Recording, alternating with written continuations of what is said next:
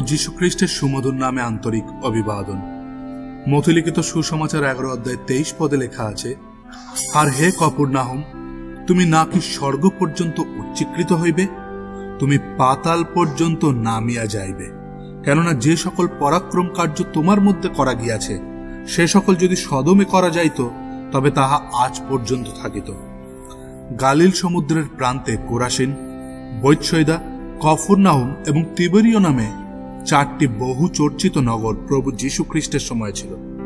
প্রভু যীশু খ্রিস্ট কোরাসিন, বৈৎসৈদা, কফরনাহুমের বিষয়ে যেমনটি ভবিষ্যৎবাণী করেছিলেন, এবং সেই নগরগুলি আজ পৃথিবীর মানচিত্রে নেই। অর্থাৎ সেই সমস্ত নগরের নকশা বদলে গিয়েছে ও তারা বিনাশ পেয়েছে। এমনকি সেখানকার লোকেরা যারা প্রভু যীশু খ্রিস্টকে তিরস্কার এবং অস্বীকার করেছিল, তারাও সম্পূর্ণ বিলুপ্ত হয়ে গিয়েছে।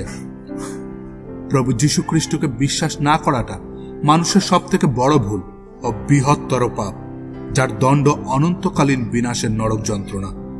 তবে আপনি প্রভু যীশু খ্রিস্টের কাছে যদি পাপের ক্ষমা চান ও তাকে জীবনে আপনার উদ্ধারকর্তা রূপে স্বীকার করে নেন, তবে আপনি নিশ্চিত রূপে রক্ষা পাবেন। কারণ আপনাকেই উদ্ধার করতে তিনি এই জগতে মানুষ হয়ে এসে নিজের জীবন ক্রুশে দিয়েছিলেন, কবরে গিয়েছিলেন এবং তৃতীয় দিনে মৃত্যুকে জয় করে পুনরুত্থিত হয়েছেন আপনাকে বিজয়ী জীবন দান করতে। ধন্যবাদ।